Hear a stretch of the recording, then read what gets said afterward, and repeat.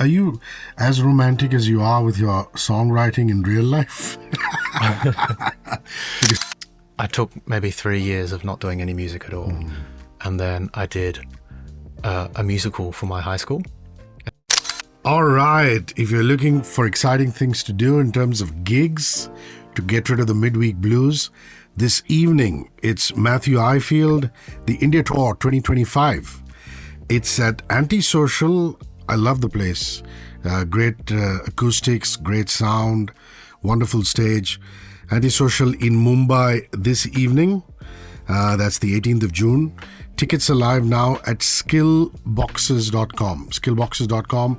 Or if you have the Skillbox app, just download it and go get tickets. Last few ones going out. And if you're listening to us in Bangalore, this is coming at you tomorrow. And that's happening at Guild in Bengaluru. Tickets at the same place, skillboxes.com. And we don't have a station in Guwahati, so we're going to try and put this out on the internet, maybe on Instagram. But if you have friends in Guwahati, please tell them that Matthew is going to be playing 21st of June at the Freemasons Brewworks there. And of course, back to Delhi NCR, where there's lots of Radio 1. 22nd of June, he plays at Odella. Matthew, great to see you. How are you? And how's the flight in from Sydney? I'm very good. The flight was great. We stopped over in Singapore and landed in just yesterday morning. So I had all of yesterday to sort of catch up on the jet lag. I've always noticed that friends of mine who come in from Oz, from Australia, get used to India very, very quickly, as opposed to people who come in from Europe. Australia is buzzing, especially Sydney, the city where you live. It's always buzzing with so much energy. You're used to a bit of the noise, aren't you? Yes, yeah, I would say that. I think the nightlife in Sydney is not quite what India is like, I would say. Yeah. I take it you've already tasted a bit of that. Yeah. Definitely last night we went out for dinner and it was just down the road and it took us 50 minutes or so to get there. Yeah. I don't know what to do about our roads. Somebody will have to get local air cabs now to fly us from one place to another. Yeah. But listen, you've have fans in India who for a while have been writing to you on social media saying, "Hey Matthew, when you come into India to perform, has this been on the agenda for a while now?" And I noticed some very interesting things on Instagram. You asking fans to kind of tell you what to eat, Indian cuisine to eat, to set you up for coming into India. Yeah. Well, actually, up until recently, India wasn't my biggest audience. It was more like Southeast Asia, like Philippines and Indonesia around there. But more recently, in the past 3 months, India became my largest audience 3 times over. So immediately we thought, yeah, we'll go to India. That seems like a really great idea. I've always wanted to come to India as well. Yeah. So you're basically saying the streams went through the roof. Yes. And you suddenly realized, oh my God, there are people in India who are listening to me. And you decided to come, which is wonderful. I mean, before the advent of streaming services and social media, you never knew, how popular your music was. You never knew who was listening to you where across the globe. I think that's pretty cool now that you have numbers and data to go by. Yeah, definitely. It's really cool seeing on these like different statistics and data channels, and you can see who exactly is listening, how many people are listening at that very moment. Yeah. And these cities you're doing, I take it you have lots of listeners there in those cities. Yes. Which is why you picked them. Yeah. And I heard that Guwahati isn't specifically like big with the music industry, like international music. So I was really surprised to see that they're actually one of my largest city fan bases. Yeah. That's the peculiar thing about India. These big concerts, and we get a fair share of them. Guns N' Roses were here last month. They will play Mumbai, Delhi, Bengaluru, maybe Chennai, and then move on.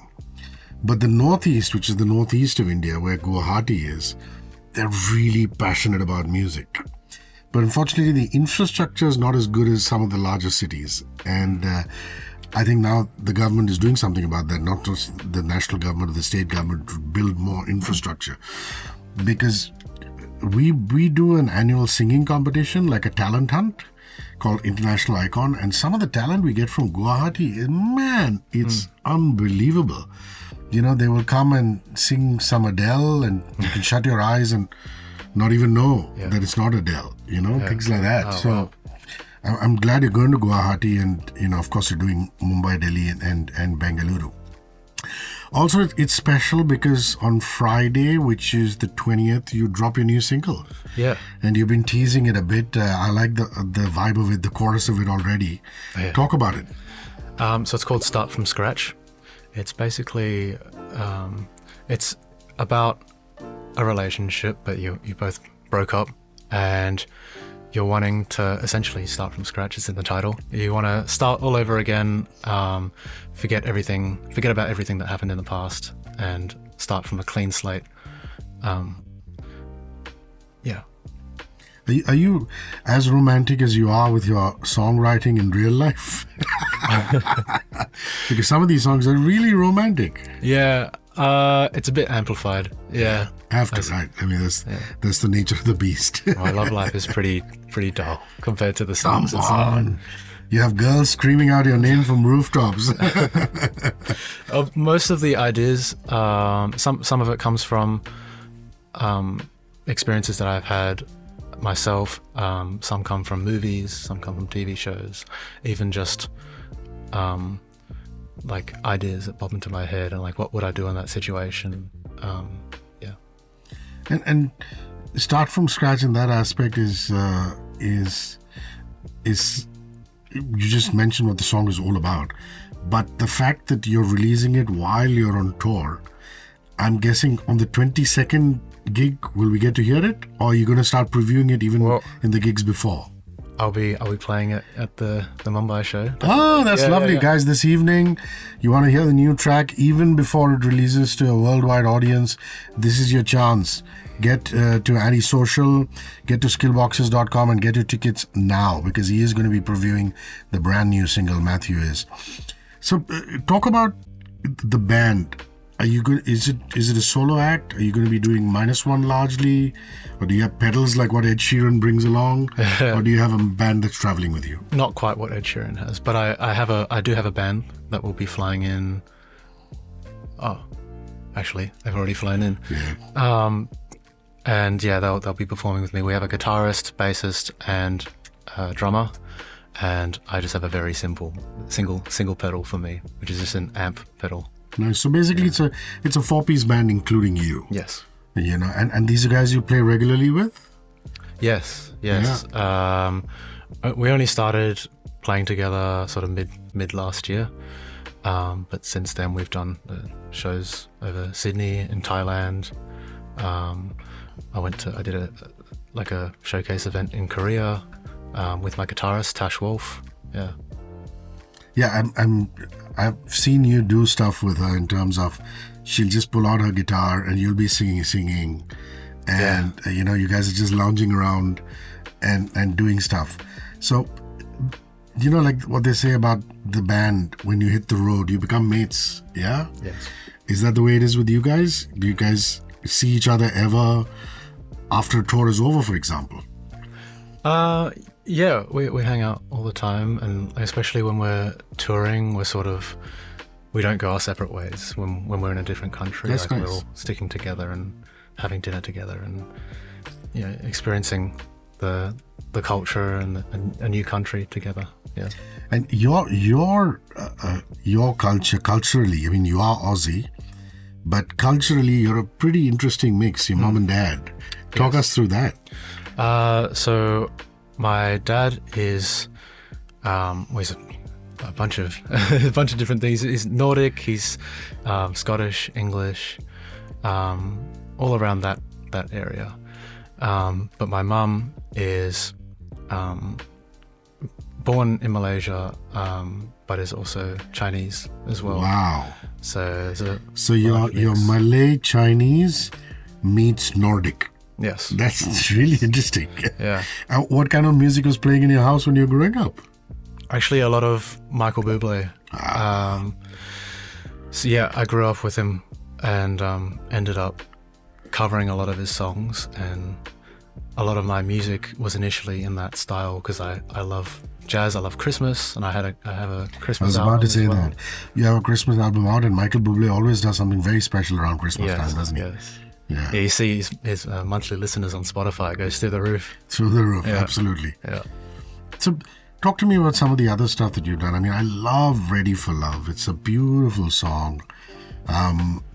For those of you who are living under a rock and haven't checked it out, go and get onto your favorite streaming site, do Ready for Love, and it'll pop up. And it has a couple of variations in videos. I mean, there's one where you are with this beautiful girl and you guys are going in and out of trains in the city. Is that Seoul? Is that South Korea? In Seoul. In South Korea, yeah. There's another one where you're just by the river and they've just shot you. They've just filmed you mouthing the lyrics to the song. Yes. And there's one where it's a bare canvas. You're just standing in front of a mic and singing. Any particular reason why you chose to do so many different versions of the video? I think, well, firstly, we shot the first video that we shot was in Korea, in Seoul, South Korea. And I was going there for a showcase event and thought, well, while we're there, we'll film a music video. And actually, while we were there, it had the largest amount of snow in the past 100 years. And we were filming on that day, like the whole day. And then when we got back, we thought, oh, we'll film that blank canvas backdrop, the green background. I don't know. I think we just wanted to keep making videos, and also with that backdrop, we could also put translations. True. Yeah. So we have like a Hindi translation, Thai translation, Vietnamese. Yeah. And it is. Were you going through a phase of your life when you wrote Ready for Love? It really is a beautiful song, and often you question whether one really does know whether one's ready or not. Yeah, definitely. And I think, when I wrote the song, I had actually just gone through a breakup, and I was thinking about this, saying, it's like, I wasn't ready for the relationship, and I need to take some time to myself. And a lot of people go through this, where they get close to getting into a relationship and then they freak out and they sort of hold back, and then I realized, like, the question you should probably ask yourself is, are you ever really ready for love? And more often than not, the answer is no, because it is human nature to freak out when, especially if you're in love, you start freaking out and you start doubting even little actions that you're doing. You seem like the shy sort off stage. Do you transform when you get on stage? Because, that's the dichotomy of being an artist, isn't it? Yeah. I mean, no matter how much time you like spending alone or with your mates or spend hours in the studio, you still have to go out there and be flamboyant and extravagant in front of a crowd. And you're going to do that this evening, and you do that so often. Do you feel sometimes you live two lives? It's a bit of a character change. The moment you get on stage or go in front of a camera, you have to instantly change and, answer, like what we're doing now, answer questions very quickly and things like that. But off camera, I'm very introverted, and I like spending time to myself. With yourself. Yeah, and a lot of the time, like, I do writing sessions with other songwriters, but other times I like writing by myself and just sitting for a day. Yeah, you look like the kind of guy who likes his own company. Yeah. And why not? I mean, you got to have some part of yourself to you all the time. You know, it's so important. Very important. Talk to me about people you work in the studio with. Do you have a regular producer, programmer, or do you produce your own music, program your own music? How does it work? Up until I signed with Universal Music, I would produce everything myself. So that was just me in my bedroom, writing and recording everything and mixing everything, distributing it and all that. But since I signed with Universal Music, I've been writing a lot with different songwriters, and then they end up producing the track with me, and then mixing and mastering's all done by someone else now. Tell fans how to pronounce your surname. A lot of people say Ifield, which doesn't make sense to me because like it is Ifield. Exactly. Pronounced like iPhone. When you were coming in, I had to correct a few people in the office, and I go, it's Matthew Ifeld. So, but it must seem odd. But then it's the love of the fans, irrespective of what they call you. So I'm sure when you go, you find people in Korea different from people in Malaysia, different from people in India, and often they get your surname wrong. Yeah. Everywhere. It's Ifield. Ifield. There you go. Okay, for the record, guys, it's Ifield. What's the funniest one you've heard? I filed. And then also I fled. I fled, yeah. Yeah. For the record, guys, you heard it from Matthew himself. Okay, let's go to another song which I really loved. It's called When I Loved You. Again, the beautiful lady who's featured in the video is here, is traveling with you. She's filming us. It's a wonderful video, but we'll come to the video later.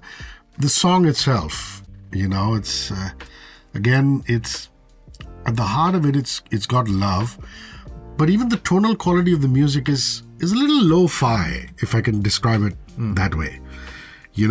I've noticed a lot of singer-songwriters, when they get into ballad writing and love songwriting, they want to make it with a flourish, and very dramatic, and keep the big chorus and things like that.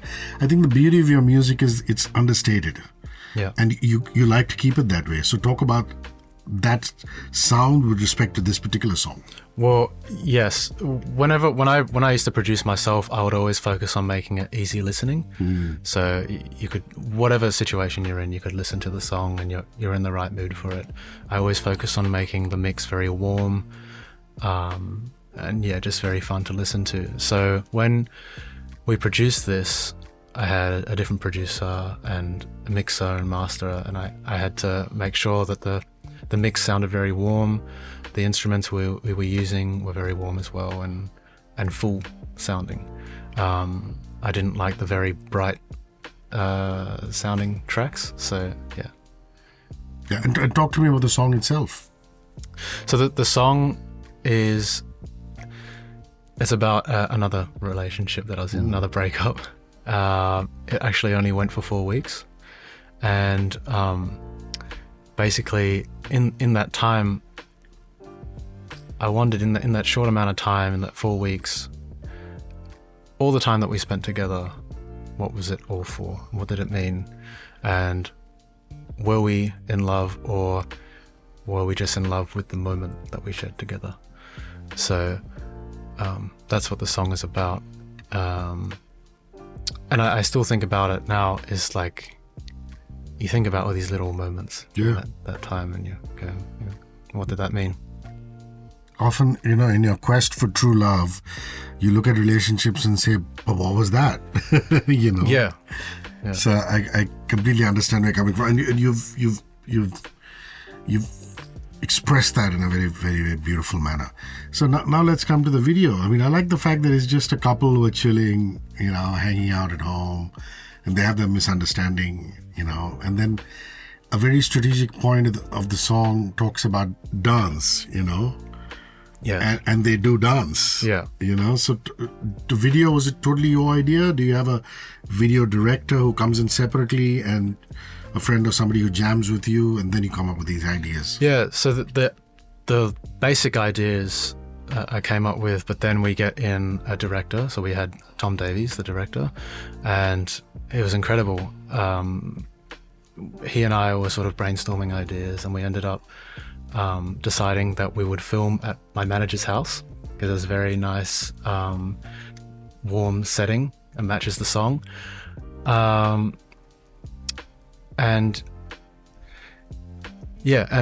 we decided to film at my manager's house, and then also in my car as well.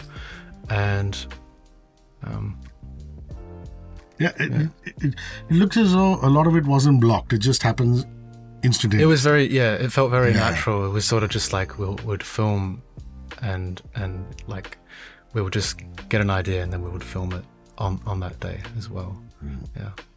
And then do you go back on the edit and say, change that, change this, or are you more like, it's done now, it has to have a life of its own? Yeah, I mean, we couldn't really go back and then refilm it another day. We'd have to do it in that day, and whatever came out. Yeah. Interesting. Do you remember the first time you picked up the guitar and decided to be a musician? How old were you? Oh. And was there music in your family at all? In the sense, was your mom or your dad in music? Actually, my parents were very musical people. My dad used to play the flute, and when I was really young, he would play it to me and my brother. But he doesn't play it anymore now. He hasn't played it for like 10 years. But that got me into playing woodwind instruments. And my mum played the piano, and she still does. And she's very amazing. I love the way she plays. Classical piano she plays? Mainly classical. Yeah. She really likes playing like Clair de Lune. You know that song, Clair de Lune? Yeah, very beautiful. And so I actually started off playing clarinet when I was younger, and I played it for maybe 5 years, and then ended up, I didn't think it was for me. And so I took maybe 3 years of not doing any music at all.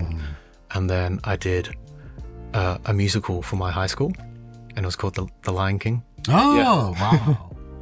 And this is the original one, huh? And yes. you guys recreated songs by Sir Elton John and Tim Rice, yeah? Yeah. So I sang They Live in You for Mufasa. And that got me really interested in songwriting and doing covers, and that sort of kickstarted the whole music, the beginning of all the music stuff. So, and then I picked up a guitar maybe 5 years ago and started just jamming out. I actually do have a video of me playing the first ever song on guitar, and that was crap. But so now when you're putting together a tune, is your instrument of choice the acoustic guitar, or do you bang out something on the piano? How do you compose? It's usually a guitar now. The way I play guitar is very strange, and it allows me to play all sorts of different chords without having to use a capo and all these other stuff. So now I just sort of jam out and sort of mumble some lyrics and a melody. And that's sort of how it comes out. But yeah, I start with the guitar, definitely. And then, of course, you can add in the music, the other elements, the arrangements, and the lyrics. But it's basically mumbo jumbo with the tune. Yeah. Other times, also, like I'll have like a quote that I think about, and then I think about lyrics. And once I have the lyrics, then I will focus on the melody and the rest of the song. So now that you've been doing a research on Indian food, what is it? I know I saw you having a chicken tikka masala. It was way too spicy for you, but you braved on. Yeah. You braved on. I burned off all my taste buds, and then I was fine, and then my stomach was so sore. After that, what else have you had? I tried masala dosa. In fact, I had it actually this morning and last night. And did you have the one with the potato inside? Yeah, the potato. Yeah. Okay, because there are two ways of having the masala dosa. One is just the dosa with the dips, and the other is to have potatoes inside. I had the dips as well. Yeah, and the dips and the potato. Yeah. I don't know what the dips are called, but there's the orange one, green the chutney, one, and the white one. Yeah, there's one tomato and there's one slightly spicy. Yeah. Good. Yeah. We're on the way to Indianizing you. You must check out our coffee. You must check out Indian coffee and Indian tea and things like that. Yeah. I've heard, Indian coffee and tea is really, really good. And I don't know if you've got a sweet tooth, but our desserts are lovely. I love chocolate, but it gives me pimples and all that stuff, and I can't help myself sometimes. Yeah. Let's come back to the music. I mean, Sup is a song that I really like. It's a fun song. It's lots of fun. Talk to me about that one.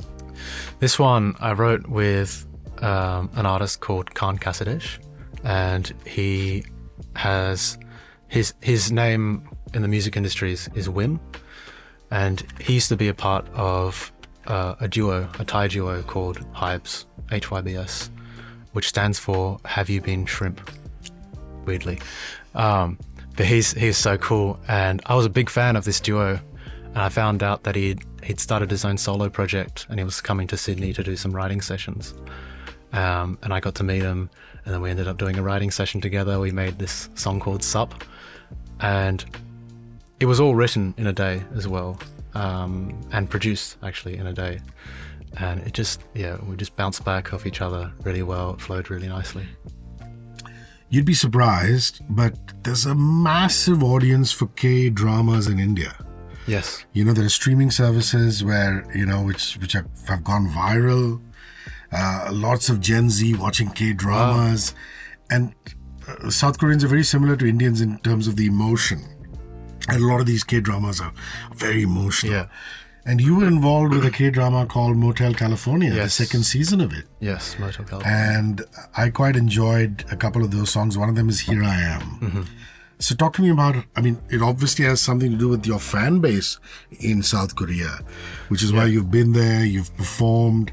Did you get a call from the director of the series? Yeah, well, so when I went to Korea to do this showcase event, I met so many different industry people, but I went back to Sydney and then got a call from my manager saying, there's this show called Motel California. They want you to do this this song in the series.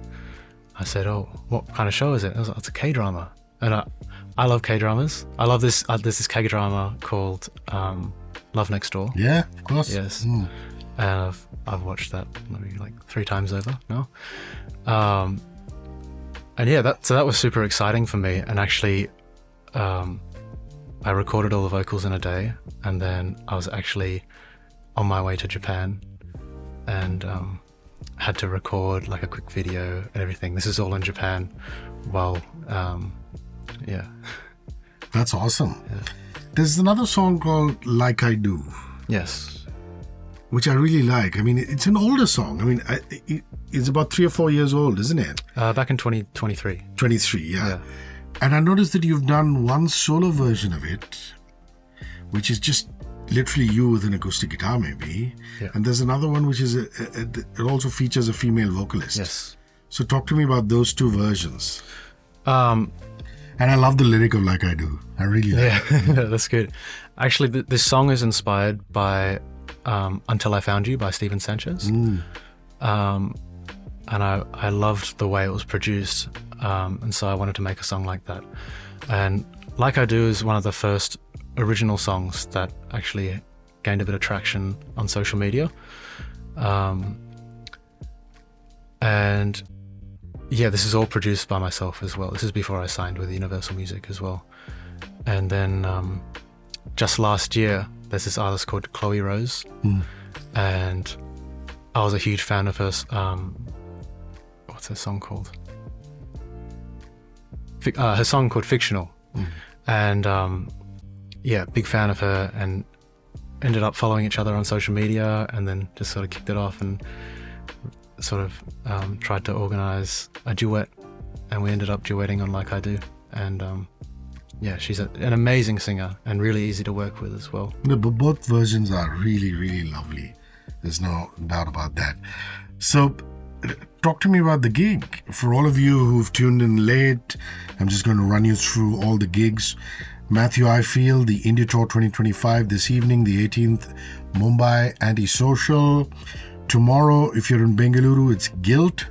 And a couple of days later, 21st of June, Freemasons Brewworks in Guwahati. And 22nd June is in the capital at Delhi NCR, Odella. Tickets are live at skillboxes.com. They're going out really, really fast. Do you play a combination of your own hits as well as some covers? Yeah? Yes, some covers as well. So what kind of covers do you play? Well, there's mainly older songs. So actually I'm playing Until I Found You by Steven Sanchez. But also, I shouldn't say the name, but it's by Bruno Mars. Oh, wow. Yeah. And it's very ballady and dramatic. Is it the Gaga Bruno song? No, Maybe. I don't know. I saw it on your feed. You're giving it a bash. A very beautiful song. Yeah. It's so lovely. Yeah. It's surprising for someone as young that you're into so much of the older artists, and a lot of people ask me too. If you ask me, when I went to Oz for the first time, I did something which a lot of people would find ridiculous for now. I was so much into In Excess, which is a much older band, Michael Hutchence. I actually went to the hotel where Michael passed away, Oh, wow. People don't do that normally, Yeah. but I'm such a huge fan. You went there because I was because like, of man, this is the place where Michael Hutchence was there last. Yeah. And of course, subsequently, I've seen Jimmy Barnes in concert, and I've seen Kylie Minogue in concert.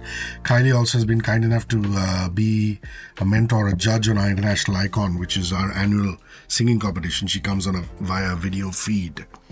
Australia, again, has got these amazing artists, Jimmy Barnes, In Excess, the Little River Band, Kylie Minogue. I wonder if you picked up any of these older Australian artists. Well, actually, yeah, it's funny you say In Excess because the bass player built his own studio called the Grove Studios, and actually I recorded the Christmas album at that. Wow, that is some history. Yeah, and it's an amazing place. It's really, really beautiful. It's on this big farm property, and there's like 3 studios there. And Wow. I spent like a whole week just recording stuff. Yeah. That is amazing. That is amazing. Yeah. Tell me about a gig that you went to that you still think of and you get goosebumps and say, what a concert that was. Have you heard of an artist called Remy Wolf? Of course. Yes. Yeah. That was pretty life-changing. I went there in Sydney at Enmore Theatre, and I hope you were up in the nosebleed section. no, well, actually, I was like right up front. Yeah, that's what I mean. Yeah.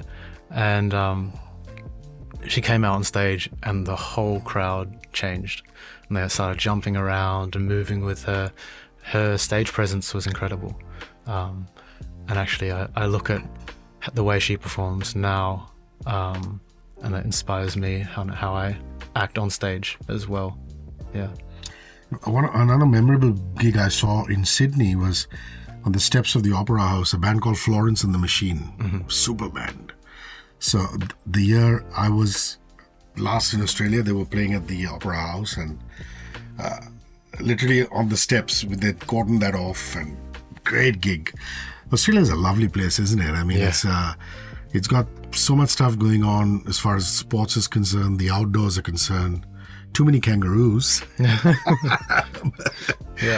But you've got to love your country, yeah? Yeah. Even the bushland that's very close to the city, there's kangaroos going through there as well. Yeah. But it must be lovely for you guys, having lived, grown up there. Yeah. It's just definitely, it's very comfortable. The traffic is great.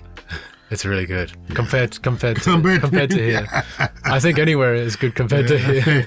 But yeah. And when you were a kid, were you taken around to all the Penguin Islands and all the kiddie places? Great stuff. Great country for kids. Yes. It's wonderful. Yeah, definitely. Yeah, growing up, I've grown up there all my life, and it's so easy. Did you ever go to the cricket or the rules football? Not the cricket, but I have been to some football matches. Yeah. Lovely.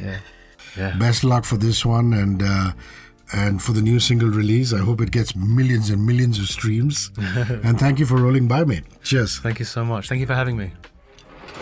94.3 Radio 1.